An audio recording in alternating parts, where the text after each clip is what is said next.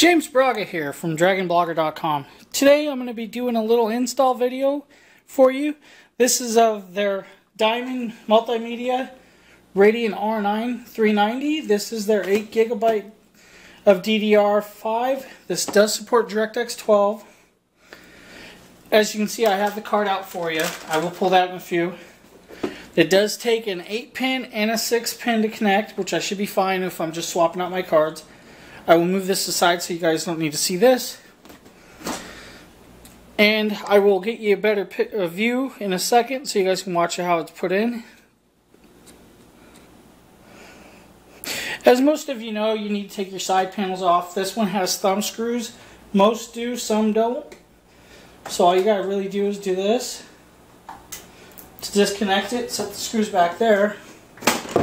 Pull this aside. And we're open. As you can see, I'll get you a little close up in here.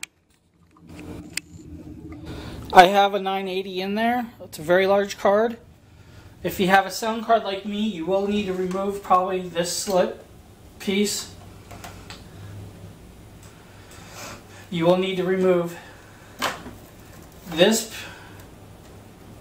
but you will need to connect this one up because you're going to need an 8-pin.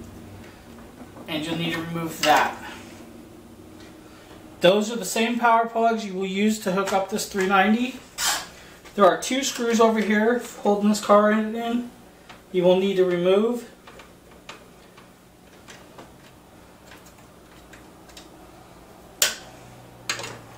And the second screw is right there.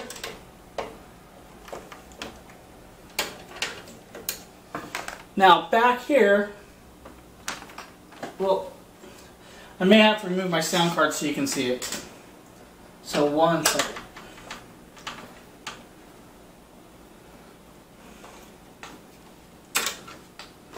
Now I didn't want to remove my sound card, but I will. Alright, as you see, sound card's out. Back here, there is a little pin in the PCIe slot that you will need to push. I don't know if I can reach it with that. And it's out. As you can see, both cards are rather large. I will do a comparison of them. I believe the 390 is bigger. As you can see, the 390 is a much larger card. I will get you a better view of both these together in a second.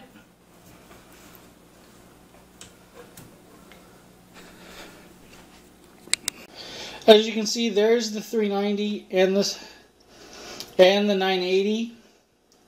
The 390 is a larger fan design and support, but you'll see how it goes in a second.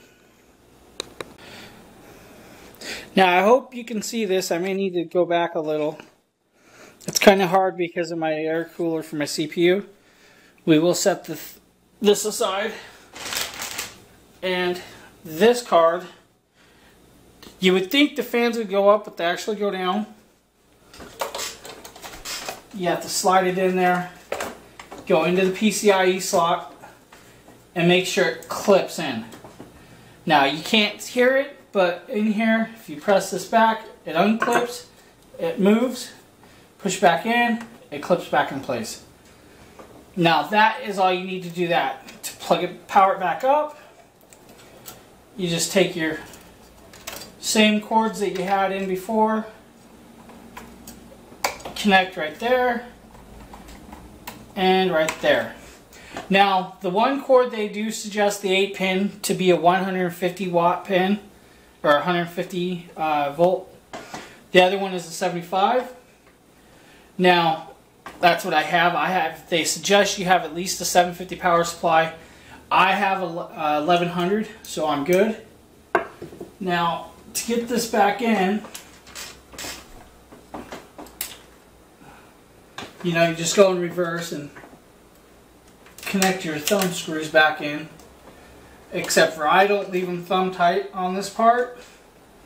I do go farther in, because I do not want it coming back out.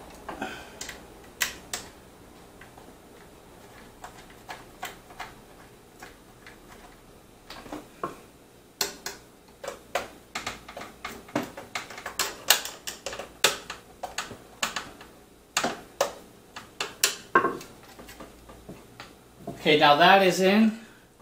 You take your sound card, if you have one,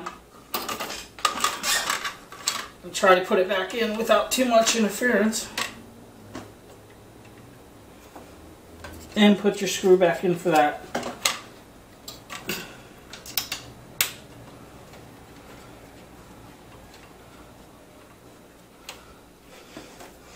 And then connect your cable back up. That runs your sound card.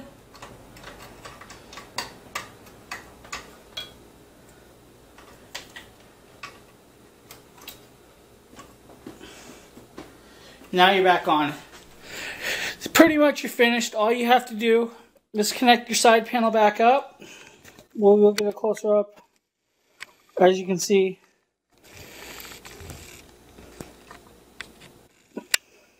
it is a rather large card. I believe it's like 12 to 13 inches long. All you have to do is put your side panel back up, plug it in, and install the software, your drivers, you know, whatever you need. Thank you for checking out my how to install the 390 Diamond Media card. And keep your eyes out for some of our other DragonBlogger.com reviews and videos that we have coming out in the future.